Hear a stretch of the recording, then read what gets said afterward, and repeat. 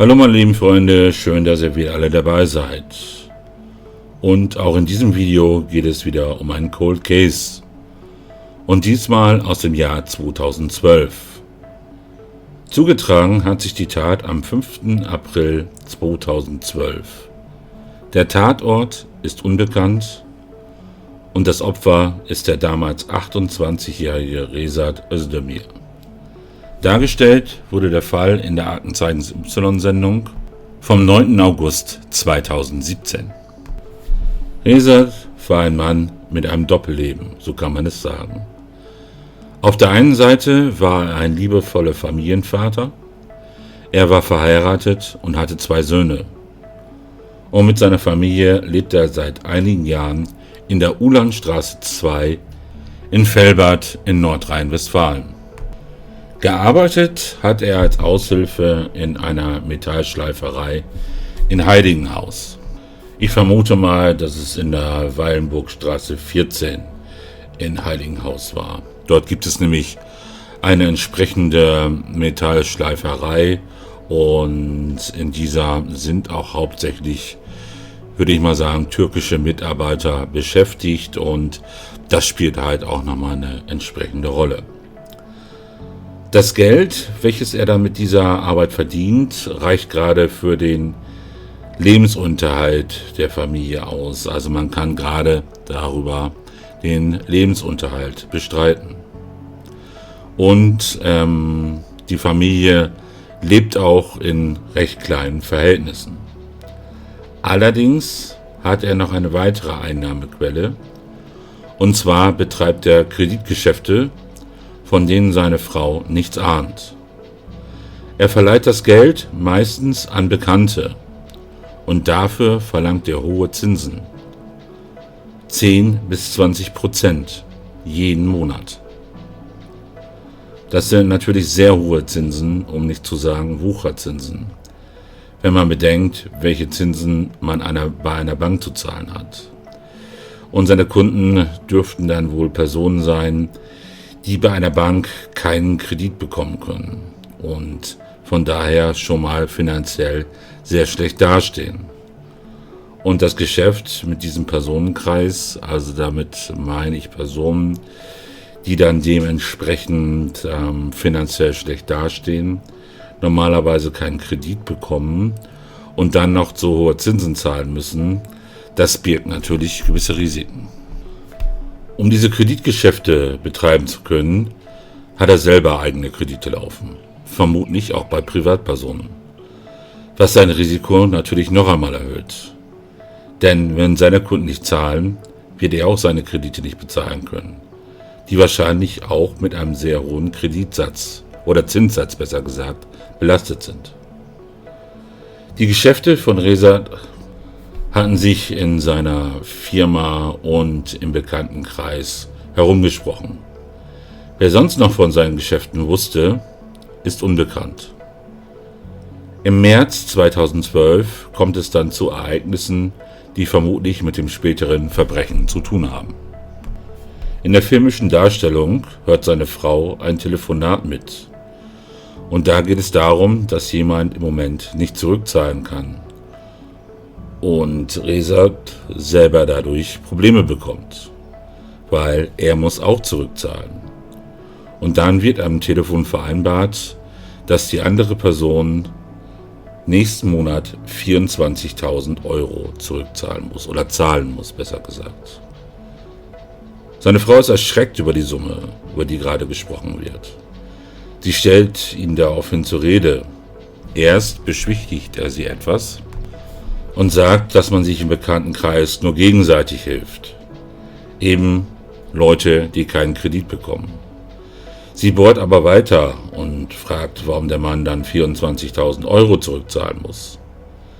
Er meint, dass es sich dabei nicht um eine Rückzahlung handelt, sondern nur um Zinsen handelt. Und er diesem Mann sehr viel Geld geliehen hat. Mehr als sie sich vorstellen kann. Und zwar 120.000 €. Sie will jetzt wissen, woher er das Geld hat. Und er sagt, dass dies eben über Kontakte läuft. Er gibt dann zu, dass er selber wegen dieser Geschäfte verschuldet ist und er das im Prinzip auch nur macht, dass sie selber irgendwann besser bzw. gut leben können. Aber jetzt gäbe es eben ein Problem, da der Mann selber nicht zahlen kann und er im Moment auch nicht weiß, was er machen kann bzw. machen soll, um an das Geld ranzukommen. Er muss warten und er ist sich sicher, dass alles gut wird, denn bisher hat der Mann immer gezahlt. Und bis heute ist unbekannt, von wem Reza das Geld erhalten hat, um es weiterverleihen zu können. Und in den folgenden Tagen wird Reza angespannt und fühlt sich verfolgt. Laut der filmischen Darstellung verfolgt ihn ein Mann bis zu seinem Arbeitsplatz. Er informiert seine Frau über den Vorfall und sagt ihr, dass er diesen Mann noch nie gesehen hat. Dann, in der filmischen Darstellung, erhält Reza einen Anruf. Seiner Frau sagt er, dass es ein Kollege war und dieser möchte ihm einen Mann vorstellen. Denn dieser Mann sucht jemanden für einen Job. Seine Frau fragt ihn natürlich sofort, um was für einen Job es denn geht. Reza sagt, er weiß es nicht. Aber dass der Mann sehr gut zahlen soll und es vielleicht besser ist, wenn er nicht mehr zu der Schleiferei geht. Daraufhin verlässt er die Wohnung, weil er sich mit dem Mann vor dem Haus, in dem er lebt, treffen will, also vor Rezas Haus. Nach 20 Minuten kommt Reza in die Wohnung zurück. Er sagt, dass der Mann Josef heißt und sehr erfolgreich im Elektrogeräte- und Handybusiness ist. Und dieser hat ihn gefragt, ob er für ihn arbeiten will. Er soll verkaufen, reparieren, was ihm so anfällt. Und er sich überlegen soll, ob er für ihn arbeiten möchte und ihn dann wieder anrufen soll. Es ist nicht bekannt, was Reza und der Mann besprochen haben. Ging es da vielleicht um illegale Geschäfte, mit denen er seine Schulden abbauen kann? Oder ging es doch um seine Geldgeschäfte? Wurde er deswegen vielleicht unter Druck gesetzt? Leider weiß man nichts darüber. Auffällig dabei war, dass er sich direkt nach dem Treffen ein zweites Handy und eine SIM-Karte unter falschem Namen besorgt. Und dieses Handy diente ausschließlich dazu, für Josef erreichbar zu sein. Es vergeht dann eine Woche. Am Gründonnerstag, dem 5. April 2012, muss Reza noch einmal kurz weg. Josef will ihn abholen und ihm seinen neuen Laden in Gelsenkirchen zeigen. Denn dort soll er nächsten Monat arbeiten. Seine Frau findet, dass dies irgendwie komisch klingt. Sie fragt, ob er nicht lieber seinen Bruder mitnehmen will. Aber Josef hatte gesagt, dass er alleine kommen soll. Und er wäre gegen 20 Uhr, 20:30 Uhr wieder zurück. Es ist 19 Uhr, als er das Haus verlässt. Er selber hat weder ein Auto noch einen Führerschein, so dass er in Velbad abgeholt worden sein dürfte. Gegen 21 Uhr wird seine Frau langsam unruhig und versucht ihn zu erreichen. Das Telefonat wird angenommen, aber die Person am Handy sagt nichts und legt auf. Beim erneuten Anruf von seiner Frau ist das Handy ausgeschaltet. Die Polizei kann später ermitteln, dass das Handy zuletzt in einem Industriegebiet in Bochum eingeloggt war. Und dies ist 20 Kilometer von seinem Wohnort entfernt. Seitdem ist Reza verschwunden und seine Frau meldete ihn dann umgehend als vermisst. 4,5 Jahre lang fehlt von Reza jede Spur. Am 8. Oktober 2016 in dem Naturschutzgebiet Katzenstein bei Hattingen, etwa 20 Kilometer von Velbad entfernt, wird ein Schädel gefunden. Bei umfangreicheren Suchmaßnahmen konnte dann am 12. Oktober 2016 in der Nähe des aufgefundenen Schädels ein Erdgrab gefunden werden. Darin lagen große Teile des fehlenden Skeletts. Und die Knochen konnten dem Vermissten mittels DNA-Analyse zugeordnet werden. Daneben fanden die Beamten ein stark verwittertes Mäppchen oder Portemonnaie mit persönlichen Dokumenten. In der Nachbesprechung geht der Kommissar dann davon aus, dass Reza, als er das Haus verlassen hat, an einen unbekannten Ort gelockt wurde, an dem man ihn dann getötet hat und dann am späteren Fundort vergraben wurde. Er geht davon aus, dass dabei mehrere Personen geholfen haben. Und weiterhin geht die Polizei klar davon aus, dass der Tod mit seinen Verleihgeschäften zu tun hat.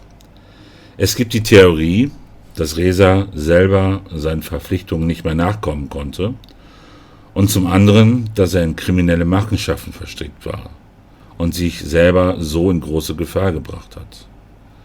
Weiterhin könnte es durchaus sein, dass die Person, der 120.000 Euro geliehen hat, diese nicht zurückzahlen konnte und dann seine Tötung veranlasst hat. Der Schuldner selber ist der Polizei bekannt und hat für den Tatzeitraum ein Alibi. Sollte es so gewesen sein, muss es sich um einen Auftragsmord handeln. Der Polizei ist bekannt, wer sich hinter der Person verbirgt, die sich Josef genannt haben soll. Weiterhin sagte der Kommissar, dass diese Person und sein Umfeld darin geübt sind, ihre Spuren zu verwischen. In einem Artikel des Presseportals der Polizei ist noch Folgendes zu lesen. Obwohl er ein bescheidenes Leben führte, war er in seinem Umfeld als privater Geldgeber bekannt. Umfangreiche Ermittlungen einer Düsseldorfer Ermittlungskommission führten weder zur Auffindung des Vermissten noch zur genauen Erklärung der Hintergründe seines Verschwindens. Ein Ermittlungsverfahren gegen Beschuldigte wurde 2013 mangels Tatnachweis durch die Staatsanwaltschaft Wuppertal eingestellt. Das war also, bevor er dementsprechend dort in dem Naturschutzgebiet gefunden wurde.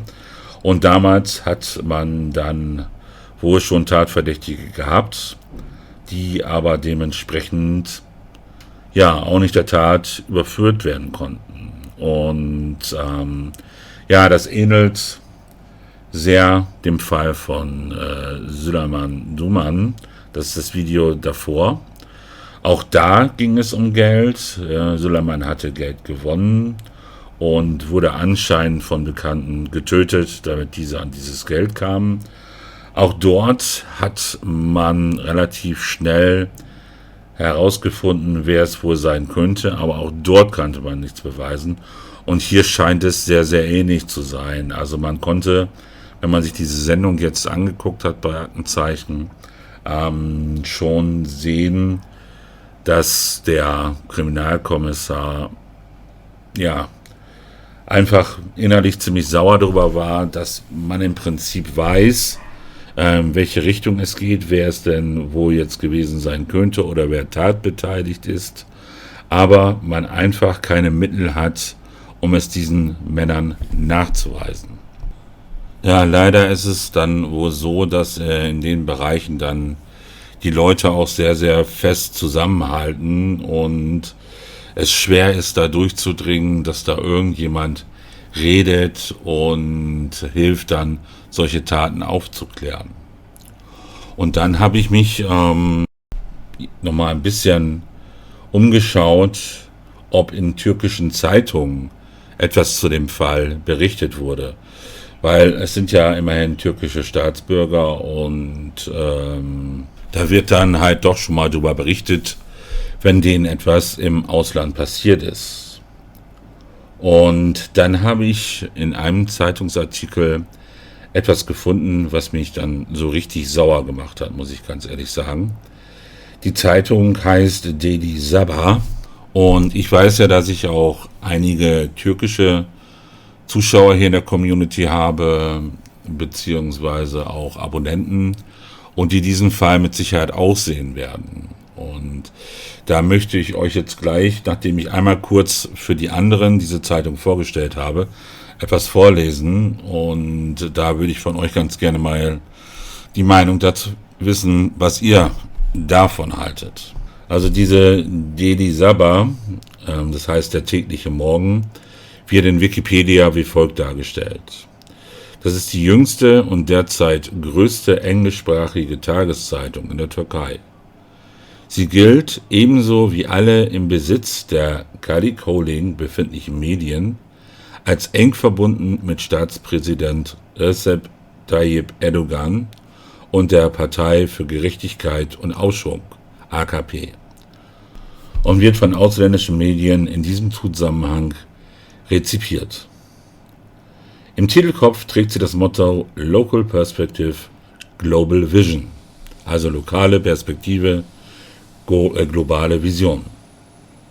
Und nach Einschätzung unabhängiger Beobachter wurde die Zeitung gegründet, weil die beiden anderen zu diesem Zeitpunkt erscheinenden englischsprachigen Tageszeitungen aus der Türkei, die Gülenar Today's Zaman und die zur Mediengruppe Doğan gehörende Hürriyet Daily News aus Sicht der AKP-Regierung nicht deren Standpunkt zu vermitteln vermochten. Serdar Karagöz, von Beginn an Chefredakteur, schrieb im Editorial zur ersten Ausgabe, Deli Sabah soll helfen, die Türkei zu verstehen. Die Zeitung werde mit präzisen Fakten berichten, sich der Demokratie, der Rechtsstaatlichkeit, den Menschenrechten und der Freiheit verpflichtet fühlen und alle Bemühungen zu einer Vollmitgliedschaft der Türkei in der Europäischen Union unterstützen. Nach einem Jahr bilanzierte er, seine Zeitung habe sich zu einer der vertrauenswürdigsten Nachrichtenquellen des Landes entwickelt. Ähnliche Würdigungen von Seiten unabhängiger Kommentatoren sind allerdings indes ausgeblieben. Ich wollte einmal sicherstellen, dass ihr versteht, um welche Zeitung es sich da überhaupt handelt, denn was dort von dieser Zeitung publiziert wurde in diesem Fall, ist milde gesagt, meiner Meinung nach, unter aller Sau. Und dieses Blatt schreibt Folgendes in dem Zusammenhang mit diesem Fall. Deutschland, das eine beträchtliche türkische Gemeinde mit fast 3,5 Millionen Einwohnern beherbergt, hat in der Vergangenheit eine Reihe von Morden an Türken erlebt. Der nationalsozialistische Untergrund, NSU, eine Neonazi-Bande, wurde beschuldigt, zwischen 2000 und 2007 8 Türken getötet zu haben. Die deutsche extreme Rechte bleibt eine Bedrohung im Land mit ständigen, wenn auch nicht tödlichen Angriffen auf türkische Moscheen und Kulturzentren. Zitat Ende. Also das ist ja schon mal, muss ich ganz sagen, extremste Propaganda. Hier geht es überhaupt nicht um den Fall. Hier wurde tatsächlich dann auch dieser Fall von Reza Özdemir dazu benutzt, Propaganda von Erdogan, würde ich jetzt mal direkt sagen, zu streuen und dementsprechend auch eine gewisse Art von Hass auf Deutschland. Ich äußere mich ansonsten ungern politisch in meinen Videos, aber das geht meiner Meinung nach überhaupt nicht. Und ich weiß auch, dass andere türkische Zeitungen ganz anders über den Fall berichtet haben, und zwar ganz einfach, sauber, sachlich. Ich habe hier dann nochmal einen Artikel gelesen von yeniakit.com und da wurde der Fall einfach dargestellt, so wie er dann abgelaufen ist und das, was man weiß, und so wie auch in anderen Zeitungen auch. Aber ich war schon ein bisschen erschreckt. Also deswegen, liebe türkische Community, die ich hier habe, schreibt mir doch mal, ohne dass ich irgendwie mit diesem Kanal ins Politische abgleiten möchte. Absolut nicht. Was ihr von dieser Zeitung haltet, ob ihr diese Zeitung schon mal irgendwie gelesen habt. Das wäre super. Gut, das war es auch jetzt erst einmal zu diesem Fall. Es wäre super, wenn ihr nicht nur zu diesem Thema jetzt gerade eben auch zu den anderen Themen, wenn ihr irgendetwas wisst, mir das in die Kommentare schreibt. Und was noch ganz wichtig ist, ich habe jetzt eben dieses Video und das vorherige Video versucht mit türkischen Untertiteln zu versehen. Mir wäre jetzt nochmal ganz wichtig, dass ihr mir vielleicht eben reinschreibt, ob man diese türkischen Untertitel überhaupt verstehen konnte. weil ansonsten macht es keinen Sinn, das weiter zu bearbeiten in der Form, wenn man es nicht ansatzweise versteht. Deswegen sind mir Kommentare zu dem Thema auch nochmal ganz wichtig. Gut, das war es dann aber auf jeden Fall jetzt erst einmal von mir. Ich bedanke mich erst einmal fürs Zuhören bzw. fürs Zuschauen, je nachdem, wie ihr meinen Content konsumiert. Passt auf euch auf und dann bis zum nächsten Video. Tschüss!